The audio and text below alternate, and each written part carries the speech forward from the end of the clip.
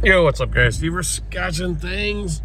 Just back from Phoenix actually a couple days ago, and I just haven't felt like making a video. So we'll get you. I got mail a knife off, mail some other stuff off. We'll get you an update. So Saturday, I left my house at 2 a.m. because we had like I don't know what time our flight was. I'm still tired. Getting too old for this crap. No, so yeah, I left at 2. Well, I woke up at 2, and then I was out of the house by probably like 2:20, 2:30. So I had to be to my buddy's house by 3:30. We had to go pick up another guy on the other side of town, and it's just a whole rigmarole. Then get to the airport, which is another hour away. So yeah, there's that. But we flew in and went to the airport, went to the hotel, Hyatt House in Old Town Scottsdale, Old Scott, whatever it's called. And those guys went off to Barrett-Jackson again, but which would be cool to see, I think. Dave and I weighed our options. So then Dave came out again. In the last couple years, he's literally driven out. One year he picked us up from the airport, but he drove out. We sit in the hotel room and BS for like a half hour, and then we go eat somewhere, and then we come home. We get back to the hotel, and he takes off because it's like 150 miles each way or something like that, 160 miles. So this time we knew we had our hotel, and the first 2 years he could have done it too because we were in an embassy, so those have pull-out beds. We've just never thought of it. But again, a hotel with a couch, and so he stayed the night, which was way better for him and for us because then we just got to hang out and actually talk. So I don't know, he got there maybe around 12:30. Sorry guys, I'm tired. 12 or 12:30, and we kind of BS'd. We had got in super early. I forgot about the time change. I always know, but like we landed, I looked at my watch and it was like, oh, 9:30, sweet, because our plane left at like 6:30 or whatever. No, it's 8:30. I called Dave. He's like, dang, you got here early. I'm like, yeah, I forgot about the time change. But anyway, so those guys, we couldn't get into our room yet, but I was hanging out, and Dave got there finally, and we kind of BS'd in the hotel lobby. Still couldn't get into the room yet, and we're trying to figure out what to do. Like, do we go? Oh, I'm really sorry, guys. Do we go to Barrett-Jackson? Like, it would be cool to see, and maybe some year I'll go, because we go down the same time every year. Hey, there's Femi. She's hanging out with Aaron's today. We're gonna go run some errands. Pretty girl, yeah. Do we go down? I'm really into cars. I really enjoy cars. I watch videos on cars all the time. I've always wanted a super nice sports car, right? And now when I can finally kind of get one, I don't really want it. Does that make sense? Like, I love seeing them. I enjoy looking at them. Older cars too. I don't know, at this age of my life, I'm just happy with my truck until the kids are all gone and out of the house, because I don't have any time to go drive a car right now. So I don't know. Do I want to go to Barrett-Jackson? Yes. Do I want a car? Do I enjoy vehicles and cool stuff like that? Yeah. I don't know, it's getting old. We're like, wow, what else? We just kind of wander around with about 1 billion fucking people. So we decided to, there's not a lot of, we'd already seen them pretty much all the knife stores, except this one called D&K. And I had actually sold Don, the owner, a knife a couple years ago. And I knew he owned the knife store because he had me ship it to his knife store.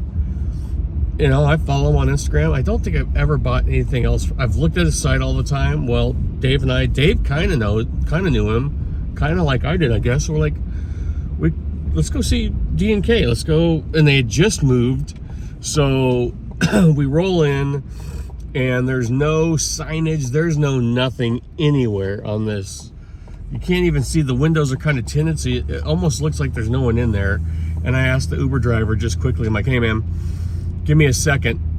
Let me make sure they're open, otherwise I'll need to rehire you or whatever. And as I'm like stepping out of the car, he's like, nope, see ya. It's like, fuck you, man, fuck you. So Dave and I went in, met Don, and like obviously because we follow him and he followed, everybody knew who everybody was, and we just hung out in his shop for like 2.5, 3 hours. Got to touch a ton of cool knives. He carries everything, right? And he's kind of transitioning out of the Chinese market into all USA made stuff, but he carries a ton of brands, flashlights, pens, knives. Just so check out D&K Knives. I'm always for supporting local, or not local, but you know, the smaller guy. Super cool. She's just dying to get up here in the front seat, but I got a bunch of shit in the seat. Hold on, honey, I'll move in a minute. She's just, and my golf stuff's still in the back, so she can't like curl up and lay down. I'll move it in a second. So yeah, I mean, Don was super cool, and he kept talking about like our collections, like, oh man, your guys' collections, and I can't compare to that. And then he would walk over to his knife case and just bring out some badass knife that I had never seen before. And then like 15 minutes later, you know, he's, your guys' collections are, and then he'd be like, well, have you seen one of these? And he would pull out some other badass knife. All right, sit down, I'll move that stuff. You know, it was hilarious. I'm like, what else do you have in that case? Because every time you go over there, you just bring out some badass knife. So we got his case out, and yeah, dude's got a killer collection also. But I can't say enough nice things about Don from D&K Knives. Me and Dave got matching flashlights. I'll have to do a video on that because I know the name, but I don't know everything else about it. So super cool. But you know, we had a bro date. You know, and then we just went out to eat. So no, it was just really cool. It was really cool just to actually get to spend time with Dave and talk to Dave about other stuff than just, you know, we talk about other stuff too when we talk on the phone and chat, but you know, have conversations not just about knives, right? About life, about work, about family. So yeah, very cool. Let's get to the golf portion. Sunday we played Lookout Mountain. Love Lookout Mountain. So we have been here 4 years. We've played Lookout Mountain every time. That's how much we like this course. We keep wanting to go back and back to it. It's always in phenomenal condition. The views are just insane. You know, and it's not a course that really beats you up unless you get way, way off track. You know, it's fairly generous in the forgivability, you know, scale.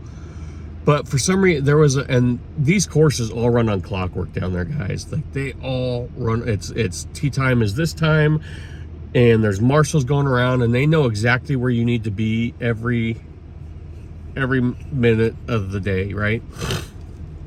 It took us over 5.5 hours to play. On a full course, the longest I've ever been out is like 4 hours. Insane. So the marshal would come around. What happened, a couple groups in front of us, there was a group of 2 and a group of 4 that were friends. And at some point they thought it would be okay just to merge those groups and go out as a sixth-em. Sixth-em? Is that is a huge, that just slows everybody down. 6 guys playing golf is much, much slower. It just kind of, and I'm surprised the marshals didn't boot them off the course. They told them to split, then they got back together. It's really, I mean, when you're having to wait 15 minutes on the tee box, it really kind of, not that we really have any kind of rhythm or game anyway, but it takes you out of your rhythm where you just sit there for 15 minutes. It was really ridiculous, and I can't believe, for how organized these places are, I was kind of disappointed on how they let that happen. Second day, and any kind of chance, like, it's always booked down there. So if it's sunny, it's booked. any hint of rain, you got a little leeway. The second day we played Eagle Mountain. I've wanted to play there, I mean, for the last 4 years. Finally, we got a spot on there.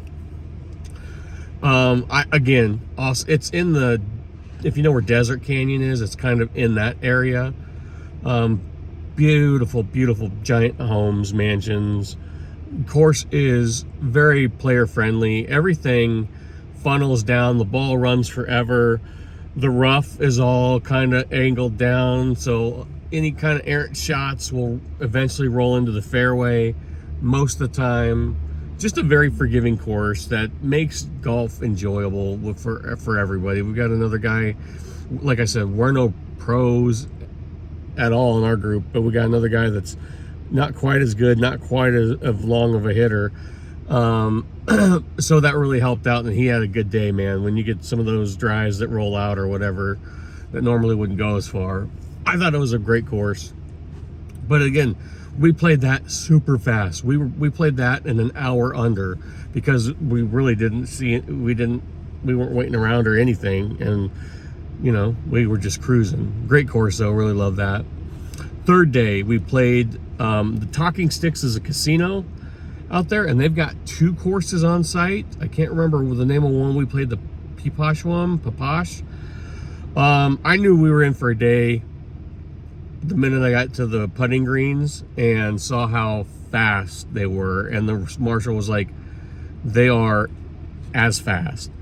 And they're like, they told us, oh, this is the more American style course. The other one's links with a lot more sand. It's harder. This one's more enjoyable. The greens roll back to front. He said, so if long stuff, well, guess what? If you don't get it long, you're rolling right off the green. That's how fast these greens were. Insanely fast. Barely touched it, and it was 3-4 feet past the pin. But again, a fun course, well maintained. And it was packed. It was packed, and we played that where we were waiting on some tee boxes, but not 15 minutes, right? But we were done in 4 hours, so it was a good time. Great facility. It's just nice to get down there and see something that's different than what we're used to. Everything we play is kind of pretty much flat and straight with, you know, not a whole lot of elevation. So getting to see the mountains and playing the mountains in the desert, it's a lot of fun. So great time hanging out with Dave, and great time just golfing. So I'm gonna go mail this knife out, and I got some other errands to run before I have to go volunteer at basketball games tonight. So I'll talk to you guys later. Bye.